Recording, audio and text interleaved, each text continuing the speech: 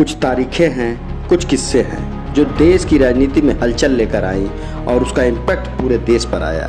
इन्हीं तारीखों के भीतर खाने क्या कहानी रही, हम साझा करेंगे आपसे। देश में एक ऐसी शख्सियत भी राष्ट्रपति बनी जिसका जीवन उपलब्धियों, विवादों और विडंबनाओं से भरा पड़ा है। जब सोनिया गांधी ने प्रधानमंत्री बनने का उन्हें मौका दिया तो उसे अस्वीकार कर दिया। बाद में अपने इस फैसले पर अफसोस भी किया। राष्ट्रपति होते हुए अपने घर नहीं जा सके और घर की गली तक पहुंचने के बाद लौटना पड़ा। जिसने कभी नहीं सोचा था कि उसे अपनी बेटी के हत्यारों की दया याचिका को सुनना पड़ेगा। हम बात कर रहे हैं देश के 9वें राष्ट्रपति शंकर दयाल शर्मा जी की। डॉक्टर शंकर दयाल शर्मा का जन्म 19 अगस्त 1918 में भोपाल में हुआ था। 22 साल की उम्र में स्वतंत्रता संग्राम के आंदोलन से जुड़ गए थे और आजादी के बाद 1952 में भोपाल के मुख्यमंत्री बने। इस तरह से सीएम से लेकर राज्यपाल, उपराष्ट्रपति और राष्ट्रपति बने।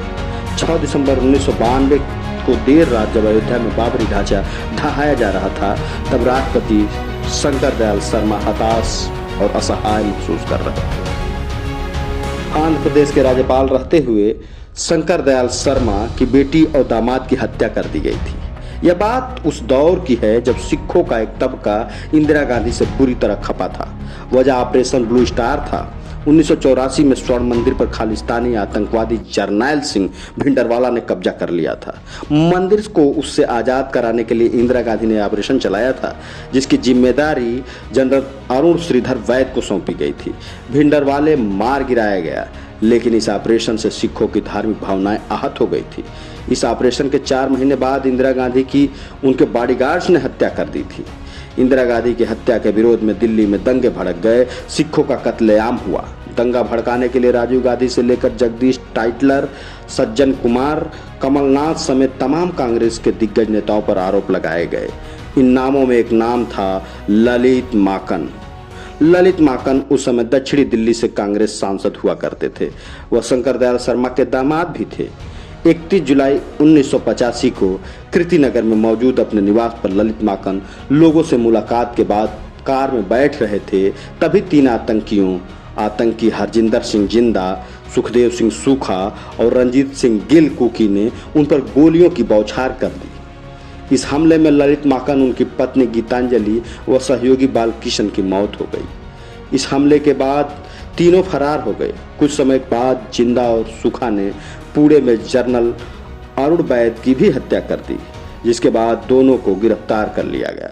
हरजिंदर सिंह जिंदा और सुखदेव सिंह सूखा पर केस चला और कोर्ट ने दोनों को फांसी की सजा सुना दी।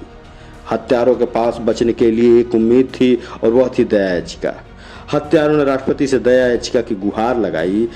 उस समय शंकर दयाल शर्मा राष्ट्रपति थे।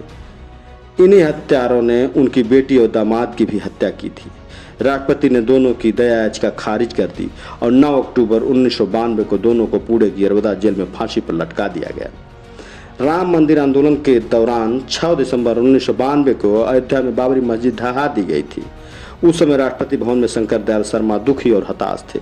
कांग्रेस के वरिष्ठ नेता माखनलाल फतेदार के हवाले से एक मीडिया रिपोर्ट में दावा किया गया कि बाबरी ढांचा गिराने से रोकने के लिए उस समय जब मुस्लिम नेताओं की मुलाकात तत्कालीन पीएम नरसिम्हा राव से नहीं हो पाई तो राष्ट्रपति के पास गुहार लगाने गए थे। मुस्लिम नेताओं का एक प्रतिनिधित्व मंडल राष्ट्रपति से मिला तो शंकर दयाल शर्मा उनके सामने भावुक हो गए। उन्होंने कहा कि वह भी प्रधानमंत्री से संपर्क करने की कोशिश कर रहे हैं, लेकिन उन्हें भी वहां से कोई जवाब नहीं मिल रहा है। तमिलनाडु के श्री पेरम्बूर में 21 मई 1991 को आत्मघाती हमलावरों ने राजीव गांधी की हत्या कर दी थी। पूर्व केंद्रीय मंत्री नटवर सिंह ने इस इंटरव्यू में बताया था कि राजीव गांधी के निधन पर शोक व्यक्त करने जब आए सभी विदेशी मेहमान चले गए तो सोनिया गांधी ने इंदिरा गांधी के प्रधान सचिव रहे पीएन हक्सर से प्रधानमंत्री चेहरे के लिए सलाह मांगी थी। इस पर हक्सर ने तत्कालीन उपराष्ट्रपति शंकर दयाल शर्मा का नाम सुझाया था, लेकिन तब अपनी उम्र और स्वास्थ्य का हवाला देते हुए उन्होंने इस प्रस्ताव को अस्वीकार कर दिया था। इसके बाद ही पीवी नरसिम्हा राव देश के प्रधानमंत्री बने थे। जब बाबरी विध्वंस हो रहा था तब शंकर दयाल शर्मा को प्रधानमंत्री न बनने का मलाल हुआ था, क्योंकि विध्वंस रोकने के लिए उन्होंने नरसिम्हा राव से कई बार संपर्क करने की कोशिश की थी, लेकिन उन्हें वहां से जवाब नहीं मिल पाया। वह विध्वंस नहीं रोक पाए। 1968 में कांग्रेस में फूट पड़ गई थी। एक गुट पीएम इंदिरा गांधी के साथ तो दूसरा तत्कालीन पार्टी अध्यक्ष एस निजलिंगप्पा के साथ। उस समय शंकर दयाल शर्मा की दोनों गुट पर बराबर पूछ थी, लेकिन कुछ ही समय के भीतर हालात ऐसे बदल गए कि एक गुट जहां उन्हें अपना सबसे वफादार सिपह सलार मानने लगा, दूसरा वहीं उन्हें विभीषण करार दिया। दरअसल जब पार्टी में फूट पड़ी तब शंकर दयाल शर्मा सुबह पार्टी अध्यक्ष के साथ रहते और दिन भर जो कुछ भी होता वह शाम को इंदिरा गांधी के दफ्तर पहुंचकर उन्हें सब बता देते थे। जब पार्टी अध्यक्ष को इस बात की जानकारी हुई तो शंकर दयाल शर्मा वो बहुत नाराज हुए।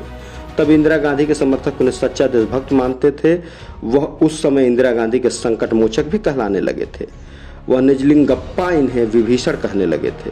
वे शंकर दयाल से इतना नाराज हुए थे कि उन्होंने इनसे मिलना बोलना चालना सब बंद कर दिया था। निजलिंगप्पा ही शंकर दयाल को सचिव बनाकर भोपाल से दिल्ली लाए थे।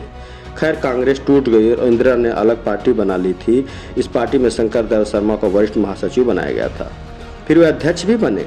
गांधी परिवार से वफादारी का नतीजा था कि शंकर दयाल शर्मा अलग अलग राज्यों के राज्यपाल से लेकर देश के सर्वोच्च नागरिक बनने तक का सफर तय किए। ऐसे ही कुछ अनसुने भीतर खाने किस्सों के साथ फिर मिलेंगे अगले पॉडकास्ट में। सियासत कहाँ नहीं है, चौखट से पनघट तक, चाय की अड़ी से बाजार की बैठक तक, अकेली जिंदगी से भीड़ की जमघट तक, हर जगह सियासत और हर किरदार सियासी है। सड़क से संसद तक चहकती सियासत तो कहीं उदासी है। यह सियासत किसी पर हुकूमत चलाती तो किसी के चरणों की दासी है। हम आजाद लोकतंत्र की इस श्रृंखला सियासत की बदकही में सुनेंगे सियासत के सतरंगी किरदारों के अतरंगी किस्से।